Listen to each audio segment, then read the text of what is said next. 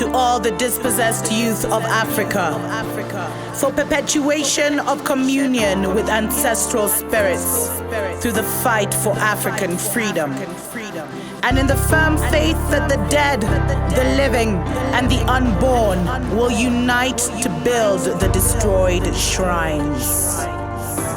Selah.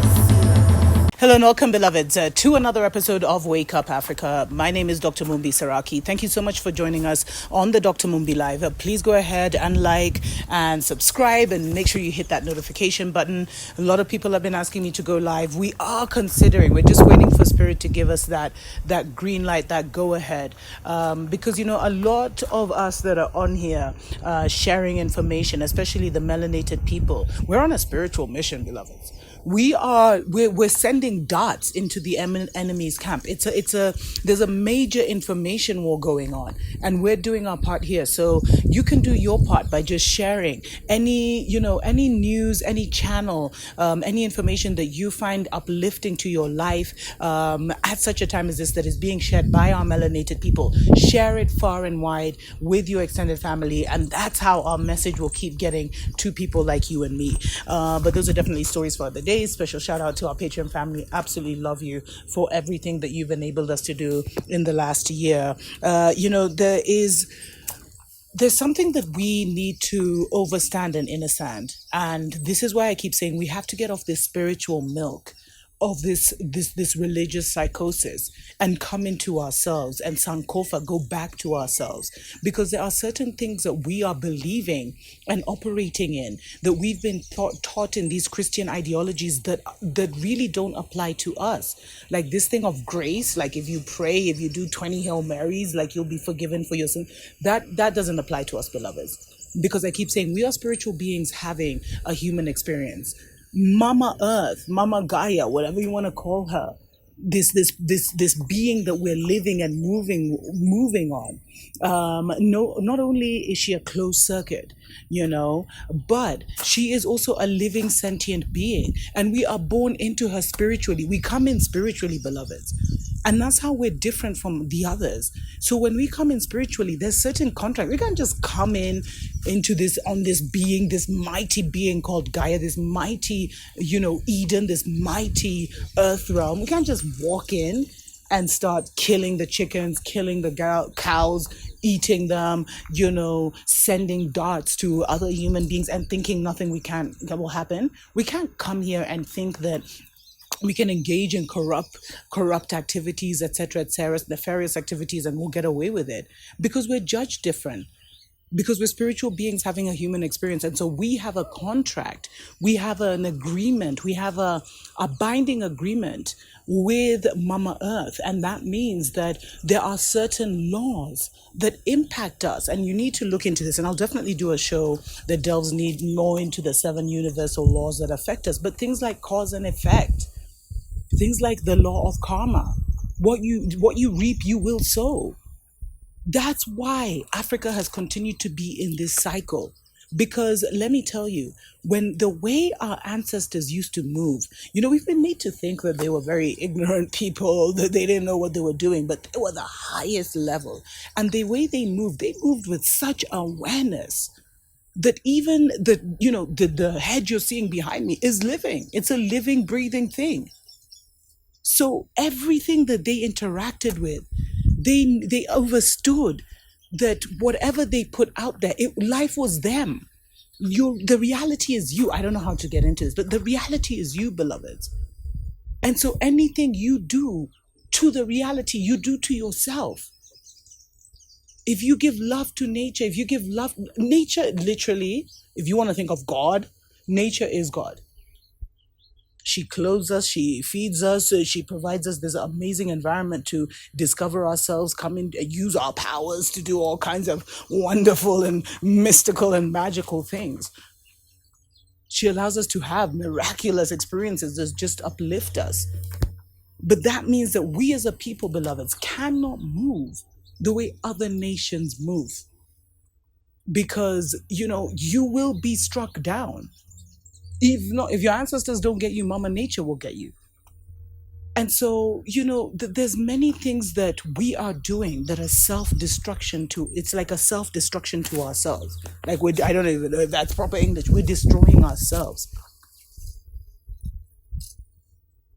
because we never moved like this. And that's why I keep saying, like, really start looking at your life through a spiritual lens. Grace is fake, beloved. There's no grace. There's no grace. I know you're going to pay for what you've done. And if you know that you're going to pay for everything you've done, then you'd better start moving differently. You'd better start realizing everything is spiritual and start engaging everything spiritually and moving with the highest sensitivity so that you don't keep cursing your own damn self. Because that's what's happening, beloveds. Because we've been taught about this, because of the religious psychosis, we have been made irresponsible.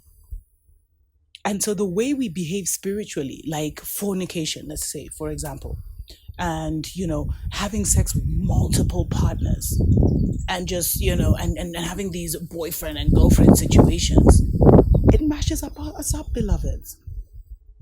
Because you're meeting that person physically, you're judging, oh, let me go on a date with this, but that's not our life. And if someone says that, you'll be like, oh my God, you guys are so old fashioned, you're so old school. But you're meeting people. And then you're going to have sex. You don't know if they're demons. You don't know if they're wizards. You don't know if they're killers. You don't know what they've done. But through that sexual interaction, your spirits come together. So you give them all you have to give, and they give you all they have to give. The good, the bad, and the ugly. This is just one way that we're mashing ourselves up. And so this thing of like, and this is not about this. Maybe I'll do a video. If you want me to do a video about sexual assault, I've done one before, but, and how we are mashing ourselves up sexually and really just, some of us are the highest level man and woman coming into this world. And then because of this religious psychosis, you're literally fornicating with demons and cows and pigs because you don't know yourself. We're judged differently, beloveds. We have to move differently. And the greatest lie we've been told is that it's old school for us to behave this way. It's old school for us to be spiritually upright. It's old school for us to abstain. It's old school for us to, not have steak every night and take on that cow spirit and all the sufferation that we're causing. Just, and that's why we have to move so much deeper, beloveds. If you really want to get out of the matrix, you have to go in. And you really have to start moving different because we're judged different. And so stop self-destroying. So so with the sexual, you see how sexually you exchange. So if you're dealing with someone who's much lower than you, that will totally mash you up, beloveds.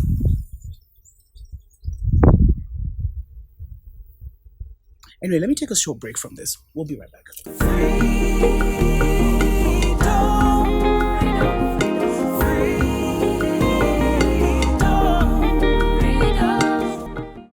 Welcome back, beloveds, to the Dr. Mumbi Show. My name is Dr. Mumbi Seraki. Today I'm talking about something, and we're just laying the spiritual foundation. I'm hoping these will be keys to your mind, because we are now in the mental age, which means like if you think logically for yourself, if you come back to yourself, Sankofa, come back to your mind, you can actually get yourself out of this matrix and create heaven on earth, literally. But now it's the mental, the emotional prison, the lower vibe of our emotions, which were so low, that we've been taken out of that. The matrix has fallen, beloved. Babylon is gone with everything, but it's still like we're still in the residue because so many of our consciousness, so many of our people's consciousness is attached to them, is attached to the matrix. I wish we were attacking the matrix. It's attached to the matrix, and so we keep feeding the matrix, and we keep the matrix alive beyond its death. But those are definitely stories for other days, which is why, anyway, let me not get into that. So I'm talking about how we're judged different. So we must move different because we're spiritual beings. You see, the reason they introduce things like humankind is because we're no longer, all of us are not human, beloveds. There was a time when all of us were human, but now there's kinds of human. And we shouldn't take anything that is in this Babylon language for granted. Take everything literally. So when they tell you, so you see, the thing is, we've gone into the matrix of people that are humankind, kind of human, but not really human. And we're operating in their matrix. And then we wonder why it keeps smashing us up. Because we can't operate the way they operate. We can't come to Mama Earth and totally destroy her. This is our home, beloveds. So it's just like a visitor to your home will be treated differently than you who lives there, you know? And I know you guys know that from childhood. Like if your friend came over during childhood and mashed something up, you'd get the whooping of your life. But if your friend looked like you, both of you would get the whooping of your life. You know, there was group discipline going on back then. But we are now acting, we're in our own homes and we're acting like visitors. We have no sensitivity to the fact that everything is breathing. We ridicule the fact that our ancestors bowed to trees, would go and commune with a tree and sit out under a tree. Did you know a tree can actually take your illness, your psychosis? It's living. It's a living, breathing thing.